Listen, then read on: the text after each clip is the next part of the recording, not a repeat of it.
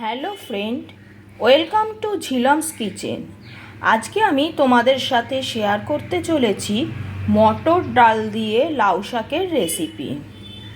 এই রেসিপিটা দুপুরবেলা গরম ভাতের সাথে খেতে কিন্তু অসাধারণ লাগে। তোমাদের যদি আমার এই রেসিপিটা পছন্দ হয়ে থাকে তাহলে তোমরা লাইক, শেয়ার, কমেন্ট করো। আর আমার চ্যানেলের নিত্য নতুন রেসিপির আপডেট পেতে গেলে আমার চ্যানেলটিকে অবশ্যই সাবস্ক্রাইব করো।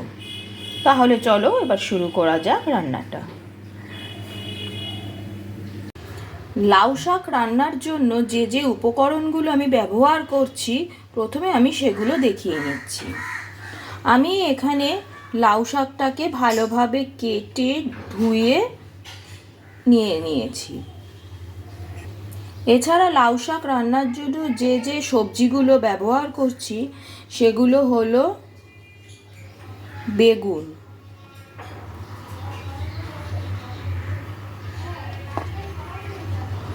শিম, কুমড়ো, আলু আর নিয়ে নিয়েছি কটা গোটা কাঁচা লঙ্কা।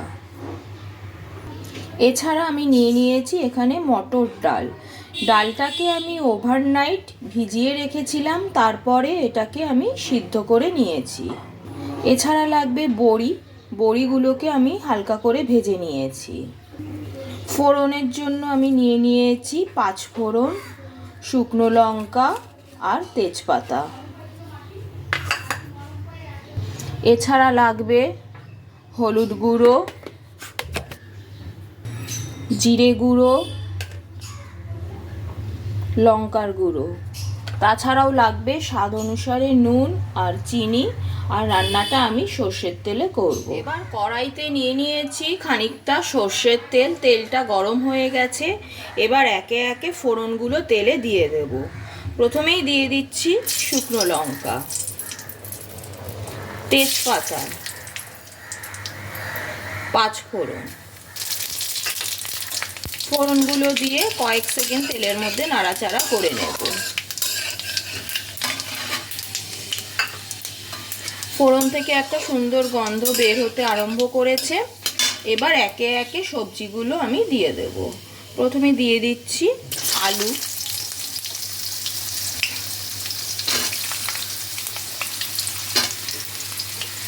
কুমড়ো,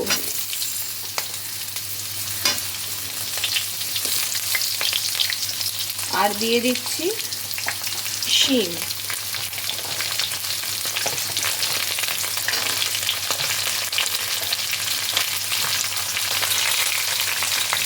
এর মধ্যে অ্যাড করছি সামান্য পরিমাণে নুন।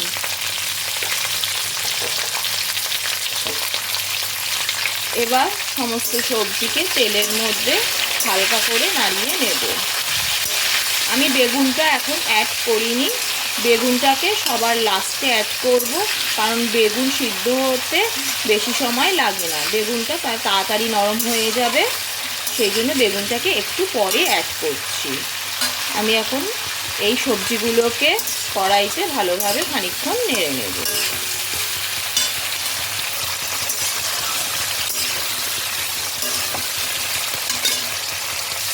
সবজিগুলো হালকা ফ্রাই করা হয়ে গেছে। এবার আমি এর মধ্যে অ্যাড করছি বেগুন।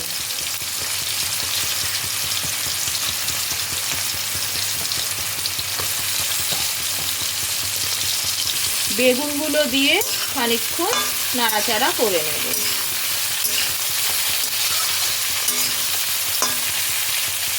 সবজিগুলো তেলে হালকা ফ্রাই করা হয়ে গেল।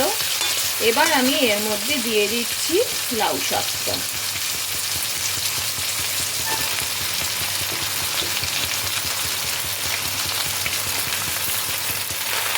এবার দিয়ে দিচ্ছি কাঁচা লঙ্কা,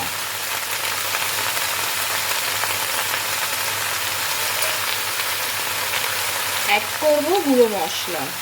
প্রথমেই দিয়ে দিচ্ছি হলুদ গুঁড়ো,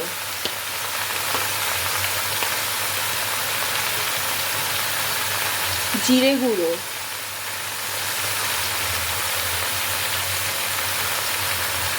লঙ্কা গুঁড়ো। এই রান্নাটা কিন্তু খুব বেশি ঝাল হয় না, ঝাল হলে কিন্তু খেতে মোটেও ভালো লাগে না। রান্নাটা একটু মিষ্টি মিষ্টি হবে। এর মধ্যে দিয়ে দিচ্ছি স্বাদ অনুসারে নুন।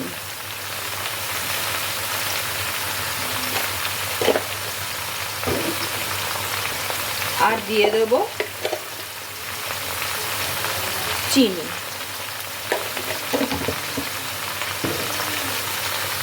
এই সমস্ত উপকরণকে একসাথে ভালো করে মিশিয়ে নিতে হবে।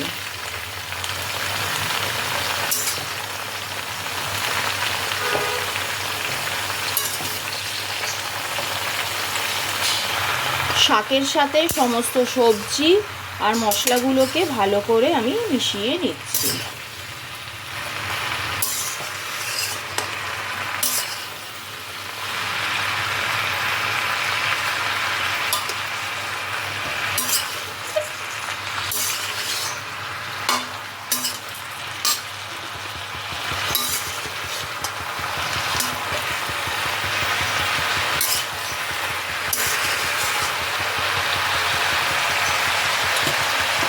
সব ভালো করে মিশিয়ে নিলাম।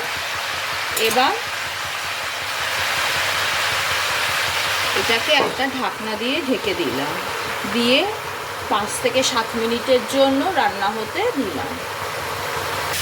ফিরে এলাম 7 মিনিট পর। এবার ঢাকনাটা সরিয়ে নিলাম।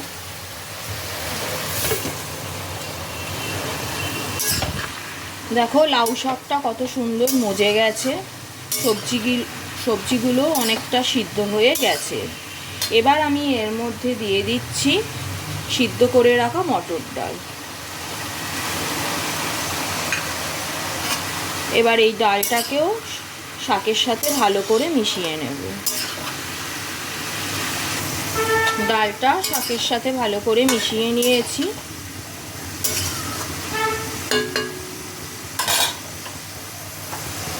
এবার আমি এর মধ্যে অ্যাড করছি জল।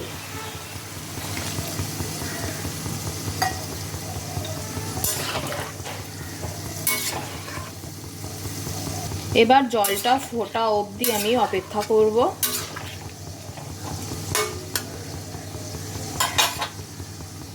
ঝোলটা ফুটতে শুরু করে দিয়েছে। এবার আমি এর মধ্যে দিয়ে দিচ্ছি ভেজে রাখা বড়িগুলো। বড়িগুলোকে আবারও একটু ঝোলের সাথে মিশিয়ে নিচ্ছি।